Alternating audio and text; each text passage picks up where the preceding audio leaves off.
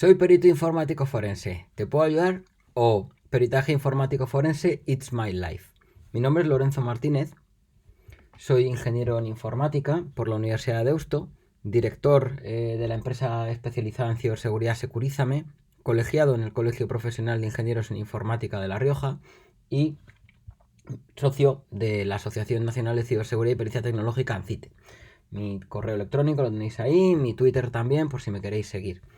La charla va a consistir en explicar qué hace un perito informático forense, en qué consiste esto del peritaje informático forense. Básicamente, el análisis forense digital consiste en asegurarle a un cliente o a un requirente el proceso correcto, realizar de la mejor manera posible la identificación de fuentes de evidencias digitales, su adquisición de la forma más pura posible, dentro de lo que sea posible también, el asesorar al cómo haríamos ese proceso, el análisis de esas evidencias digitales, la interpretación de las mismas y la presentación, ya sea en un documento, lo que se conoce como un informe pericial, o cuando la sangre llega al río, como digo yo, el defender tu trabajo en un juicio. Como veréis, me he saltado la palabra preservación. Preservación es una de las fases del análisis forense digital que discurre de manera paralela, de manera transversal al proceso. Es decir, los peritos identificamos una fuente de evidencia, un teléfono móvil, un ordenador, un servidor, un servicio de correo electrónico, lo que sea, y lo que hacemos es una adquisición, una copia de ese contenido digital en un medio distinto desde el cual nosotros partiremos para el análisis. Sin embargo, la preservación consiste o empieza desde el momento en el cual nosotros llevamos a cabo la adquisición. Yo no me puedo hacer responsable de cómo estaban las cosas antes de esa adquisición, o quién ha tocado o quién ha metido mano a esa evidencia digital antes. De ahí en adelante sí me tengo que hacer responsable, o por lo menos dejar constancia de cómo asesoro yo para que el cliente disponga de esa copia adquirida de una forma que yo pueda garantizar la inalterabilidad de la misma, ¿vale? Entonces, como digo, es la identificación de evidencias, la adquisición de una copia digital de las mismas, el análisis e interpretación de eso para poder probar que lo que hemos sacado, su explotación con determinado tipo de herramientas o simplemente con la observación y el entendimiento de las mismas por parte de un experto, deriva en unas conclusiones o nos permite concluir algo. Es decir, es como cuando te hacen una radiografía, tú que no tienes ni idea, llegas y ahí ves pues lo que parece tu columna vertebral y no tienes ni idea de qué más hay ahí dentro. Sin embargo, un radiólogo dice, no, aquí se observa unos picos, que esto puede ser una hernia, o la probabilidad de que esto sea un tumor es no sé qué. Es decir, la interpretación de esa radiografía le permite a alguien generar un informe, a alguien que sabe lo que está haciendo, un informe indicando, debido a esta observación, concluyo que esta patología es la que tiene el paciente. Bueno, pues aquí es lo mismo, pero con evidencias digitales y entendiendo y pudiendo decir, esta persona o un usuario, mejor dicho, abrió, o en este ordenador o en este teléfono móvil se abrió este programa, se abrió este correo, se creó esta carpeta, se borraron estos ficheros, se hicieron esta serie de operaciones. Habitualmente nos vamos a encontrar con dos tipos de casos. Unos que tienen un fin de investigación, es decir, en aquellos en los que el requirente no sabe lo que ha pasado, pero sabe que algo no ha ido bien, o que un servidor ha sido comprometido, o que un PC se han borrado todos los datos, o que en un teléfono móvil están pasando cosas raras, y entonces nos dicen, mira, yo como de esto no sé, coge y míratelo tú, ¿vale? Y luego hay otros casos que son de tipo probatorio, es decir, en aquellos en los cuales el requirente sabe que algo ha pasado, o por medios externos sabe que desde ese ordenador, desde ese teléfono móvil, se ha hecho una determinada actividad, y lo que se nos pide es apuntalar las pruebas que existen desde otro sitio distinto, extraídas desde otro sitio distinto, con la actividad existente en un dispositivo habitualmente asignado o utilizado pues por un trabajador o por una persona en concreto, de la cual pues lo que se pretende es probar que lo que ha pasado en un sitio ha pasado en el otro. De esa manera se refuerza una prueba y se refuerzan pues un poco los indicios que tenía una persona en concreto, e incluso se complementan, porque en muchos casos lo que queda en un dispositivo externo que viene desde una dirección IP, por ejemplo, correspondiente a un ordenador de una persona, no es el total, o sea, se ve una actividad anómala o que no debería haber, y se nos pide comprobar que eso existe y además investigar qué otra actividad ha habido. Judicialización o no, pues esto dependerá. Hay muchos casos en que, como decía antes, la sangre no termina en el río. Simplemente una empresa o un requiriente quiere saber qué ha sucedido con algo en concreto o qué ha pasado con algo en concreto. Y en otros casos, pues sí, la cosa termina en un procedimiento judicial. Tipos de requerimientos que nos suelen hacer, pues como veis, ¿no? Fugas de información, es decir, sé que la información que estaba en este servidor o en el PC de esta persona ahora la conoce mi competencia y quiero saber quién ha accedido a ese servidor o quién ha accedido al PC de esta persona, o saber si este usuario ha filtrado a la competencia directamente esta información, ¿vale? Destrucción de datos. Muchas veces gente que entrega un ordenador antes de irse a una empresa, lo que hace es copiarse información a un pendrive y luego borrar información corporativa de ese dispositivo. Entonces el probar que eso ha pasado, pues también podría tener una repercusión incluso penal para esa persona, ¿no? Para el usuario que ha eliminado una información que no le correspondía eliminar. No es lo mismo eliminar datos personales, información tuya, que quizá incluso nunca debería haber estado en un ordenador, pues lo que sea, tus fotos, por decir algo, versus eliminar información de proyectos que has hecho en esa organización y que pues han tenido pues digamos que no es tuya y que tú estás eliminando esa información y causándole así un perjuicio a una empresa. Correos enviados o recibidos. Oye, mira, el típico timo al CEO, ¿no? O el acceso a digamos, una estafa producida a través de correos electrónicos, ya sea suplantados, ya sea accedidos a una de las dos partes. En cualquier caso, nos toca estudiar correos electrónicos que han ido de un sitio a otro, o incluso filtraciones de datos o robos de información a través de correo electrónico corporativo. Es un clásico.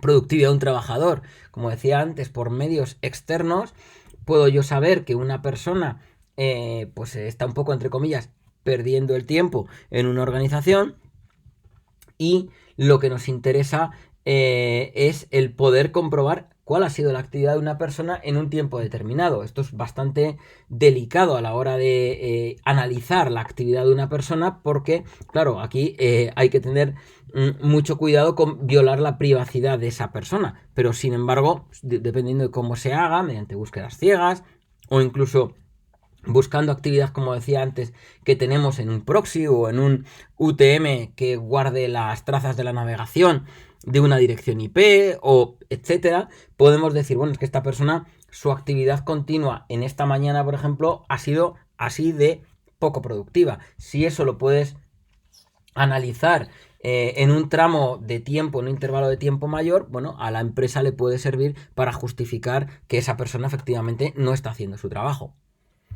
Casos de phishing, de ransomware. Oye, ¿cuál ha sido el punto de entrada? Muchos casos de ransomware que nos llegan a Securízame es, bueno, amén de poder recuperar o no la información, lo que más me interesa ahora mismo es que me puedas ayudar a identificar por dónde entró, cuál fue el punto de entrada. En muchos puntos para buscar un culpable, en otros puntos es por tapar ese agujero y que no me vuelva a pasar, ¿no? O actividad de usuario, por ejemplo, en concreto, hay muchos casos curiosos que nos dicen, quiero la actividad de este usuario, pues la última que es del último día, de las últimas semanas, y dices, del último año, y dices, madre, el amor hermoso, bueno, pues yo te voy a cobrar por horas, tú sabrás, ¿vale? lo que famosa cadena de custodia, ¿no? Es un proceso que asegura que desde el punto en el cual yo adquiero las evidencias de ahí en adelante, se garantiza a la otra parte, por si quisiera rebatirlo, que no se ha manipulado nada. Claro, de ahí para atrás, ¿quién garantiza eso? Bueno, pues la misma situación del cómo ha sido adquirido, la misma situación de si a un trabajador, por ejemplo, se le ha accedido, se le ha quitado de su mano el propio dispositivo corporativo, o incluso el propio perito puede analizar diferentes artefactos forenses de un dispositivo para poder garantizar, oiga, mire usted, desde el momento del cual esa persona lo entrega, no se enciende el dispositivo en base a los eventos del sistema operativo, en base, por ejemplo, y algo que es bastante fiable, que son los artefactos forenses del sistema de ficheros, es decir, la master file table, el log file y el journal. En el caso de un sistema de ficheros NTFS, nos podrían, su estudio nos podría servir para decir, no, mira, las fechas en las cuales se ve actividad de usuario es de aquí a aquí, que puedes corroborar con la persona en concreto, y de ahí en adelante ya no se ve nada más. Es decir, que se puede garantizar que de ahí en adelante no ha quedado registro de que nadie haya alterado nada. Eso nos puede servir para reforzarlo. No obstante, el punto en el cual, desde el cual tú te haces responsable de ahí en adelante es desde que tú adquieres. Eso en base a que se hace habitualmente a lo que se conoce como un hash, que hablaré posteriormente de ello. Ojo, garantizar la integridad de una evidencia es asegurar su no alteración, es decir, que desde el momento en el cual yo adquiero y tengo este fichero imagen, que es una copia de la evidencia original, de ahí en adelante esto no ha cambiado y la otra parte puede partir del mismo punto que parto yo, aplicar las mismas técnicas de análisis y probar que aplicando las mismas herramientas o deducciones, llegar al mismo resultado que yo. Si eso no es así, o como digo siempre, cambia un amar por un matar, entonces evidentemente ha habido una alteración. La alteración la vamos a detectar, como digo, verificando un cálculo, la aplicación de un algoritmo matemático que se conoce como algoritmo de hashing. En cualquier caso, garantizar la integridad, como digo, implica la no alteración de una evidencia, pero la integridad no implica un no acceso. Es decir, puede que la evidencia no se haya alterado en absoluto, pero en vez de una copia se haya hecho más de una. Es decir, que si se ha hecho más de una, el garantizar que la única persona que ha tenido acceso a esa evidencia he sido yo, pues no es posible, ¿no? O sea, si no se verifica o no se asegura el quién ha tenido acceso a cada una de las copias. O ha quedado verificado mediante mecanismos externos, como un sello, por ejemplo, un precinto holográfico con un número de serie que se observa que no ha habido una alteración, que no son este tipo de sellos que si tú los retiras se destrozan enteros y que no pueden reconstruirse, o sea que no puedes volverlo a pegar y aquí paz y después gloria. No, eso no pasa. Entonces, la integridad no garantiza el no acceso por parte de un tercero y eso hay que hacerlo pues con otra serie de mecanismos externos. Muchas veces las acciones, los peritos, las hacemos ante lo que se conoce como un fedatario público, alguien que da fe pública que lo que ha visto y o percibido por sus sentidos es eso, y eso no se discute. Es decir, la verificación de una serie de acciones por parte de, por ejemplo, un notario, pues habitualmente no se discuten. Es decir, oiga, lo vio un notario, tiene fe pública y lo que dice el notario es que eso sucedió. Vio una vaca volando y la vaca voló. ¿Por qué? Porque lo vio el notario y deja constancia en una diligencia, en un acta notarial, indicando que eso sucedió. Otra persona que puede tener fe pública es un letrado de administración de justicia, un LAJ, ¿no? Lo que anteriormente se conocía como secretario judicial. Esa persona, que es incluso quien puede en muchos casos presenciar una adquisición de evidencias o habitualmente se utiliza esta figura y la figura del notario para esto, ¿no? Para el decir, aquí esto fue las acciones del perito y a partir de ahí en adelante lo que haga el perito, pues él sabrá lo que hace, pero yo solamente presencié la adquisición y garantizo que las evidencias que se copiaron fueron estas y siguiendo este procedimiento. Como veis ahí pone, ¿el perito en España tiene fe pública? No. Hay otros países en los cuales lo que el perito hace no se discute, ¿vale? En España, por supuesto, estamos bajo un juramento a la hora de hacer tanto la adquisición como el análisis de las evidencias y por supuesto pues tú no puedes mentir y por supuesto si te descubren que has mentido de una forma consciente en tu hacer puedes tener consecuencias penales, o sea, es decir que yo os recomiendo no mentir en ningún caso ni hacer nada que no podáis defender públicamente sin ningún problema, ¿vale? Y aunque como digo estáis bajo un juramento a la hora de hacer las cosas, pues evidentemente el que te crean la presunción, digamos, de veracidad por haber hecho algo como perito, bueno, pues no es total, porque ya digo que esto, las únicas personas que tienen fe pública, que yo sepa, son un notario y un letrado de administración de justicia, un LAJ. A la hora de hacer este tipo de adquisición de evidencias, puede ser de múltiples sitios, puede ser de múltiples fuentes, ¿no?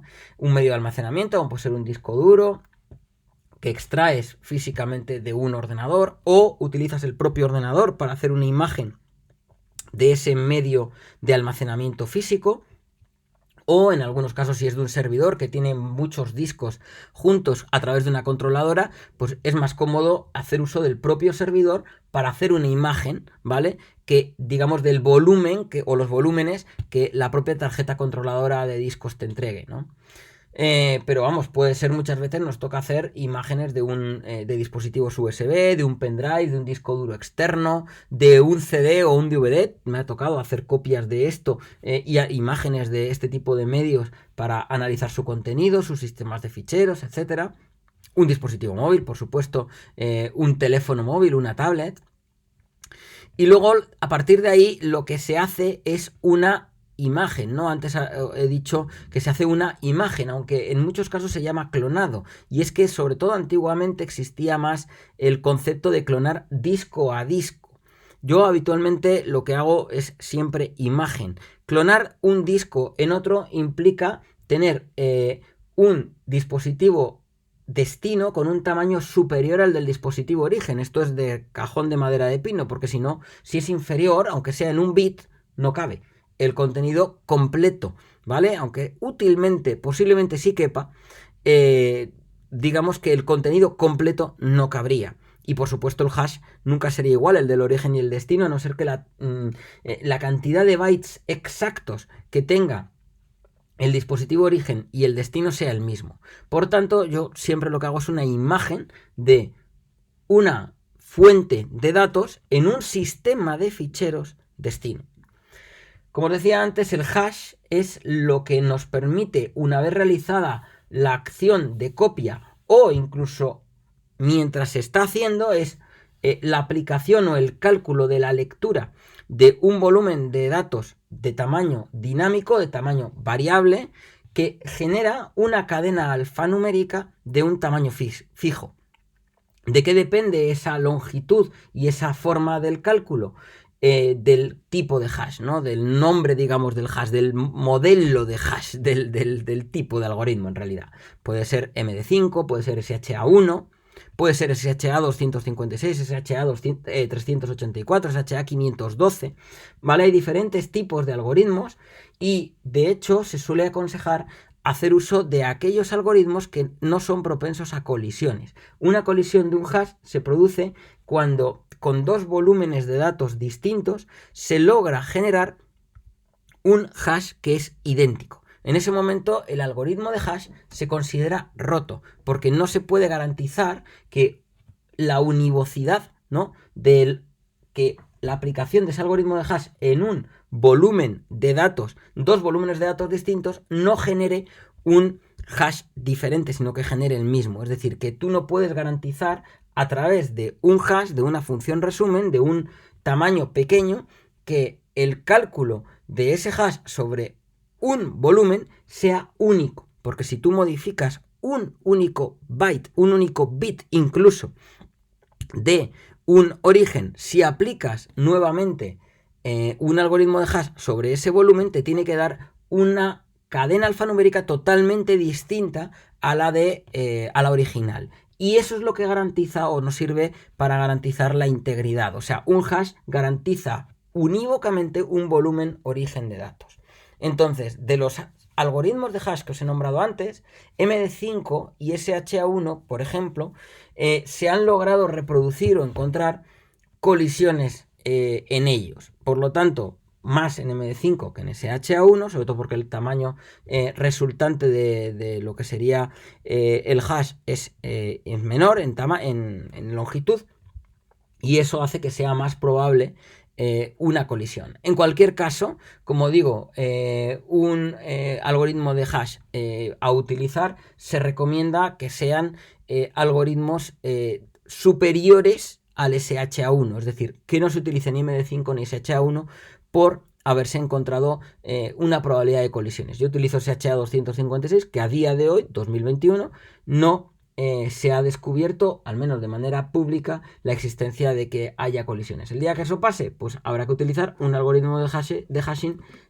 más robusto o con un tamaño, una longitud superior. Esto es lo que hacemos los peritos. Y una evolución de esto es lo que conocemos como DFIR, Digital Forensics Incident Response, es decir, la aplicación de técnicas de análisis forense en entornos o escenarios como este, ¿no? En los cuales hay un incidente de seguridad. Como veis, pues hay ordenadores que están ardiendo, que están encadenados, que han sido secuestrados, que están llenos de malware, de bichos, de gente que está robando desde ellos o en ellos, ¿no? Entonces lo que nos toca es llegar con nuestro maletín, con nuestras herramientas de DFIR. Pero eso lo explicaré en otra charla o en otra ocasión.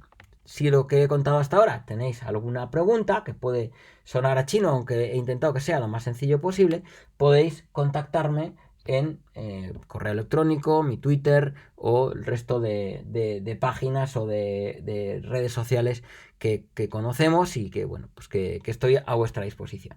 Muchas gracias.